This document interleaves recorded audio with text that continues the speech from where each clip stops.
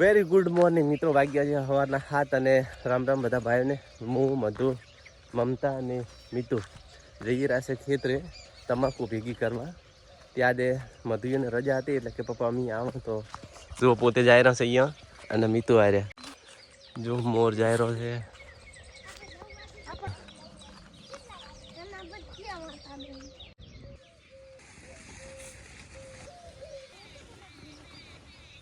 જો આ ભાગના તમાકુ વેણાઈ ગયું છે ને ગાળિયું વેણાઈ ગયું છે. જો આ આટલો ટેબો થયો છે, આટલે એથી ખચીરિયા વગરની બાચી છે અને ઓલી મકાનનો ભાગ રહ્યો ને એથી ઉપાડીને અહીં લાવવાની છે. હે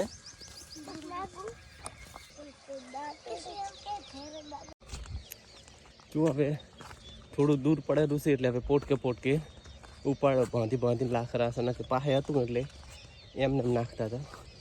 હવે થોડું દૂર થઈ ગયું છે એટલે પોટકે બાંધીને હવે નાખવાનું થશે.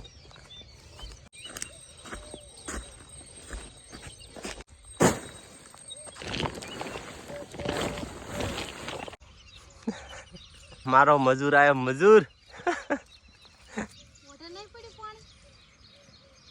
જો 8 હતી નહીં વાગે 7:45 થયા છે ને મધુ કે મને તાપ લાગ્યો.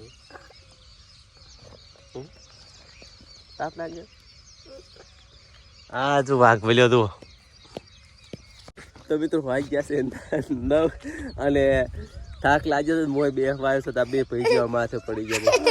પાણી પીવા ઘડીક 5 મિનિટ આવવા પડી એવા હેરાન કરે વાત મેલી ગયો. આદિયોને રજા છે ને મારે રજા છે એટલે આ તમાકુમાં દાખો ગાળિયું વેણાઈ ગયું છે. હવે રાશે કરી ભૂખ લાગી છે જબ્બર. તમે કઈ કેવું તારો કે લાઈક કરો, શેર કરો, સબસ્ક્રાઇબ કરો કે લાઈક કરો, શેર કરો, સબસ્ક્રાઇબ કરો.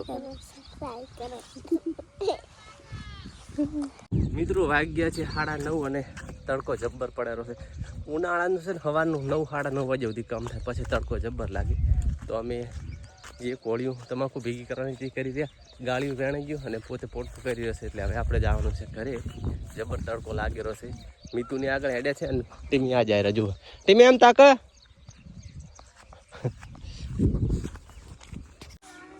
મિત્રો વાગ્યા છે 7:30 અને આપણે બાબરથી કમ્પ્લીટ બધી ખરીદી કરવાની હતી. કરીને આપણે આવી ગયા છે ઘરે.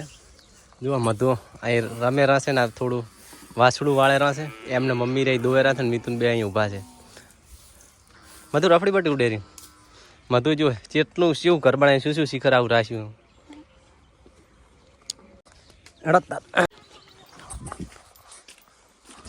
આપણે પૈસા બદલાવું કરી હેઠ એ તો આઘારો નક માથે પગ મેલશે. હેઠ હેડ બધું તો કરજે. બધું એવી ના ફટકાર બાપડી. બધું તો કેવી સોડારી બેહાન ફાટ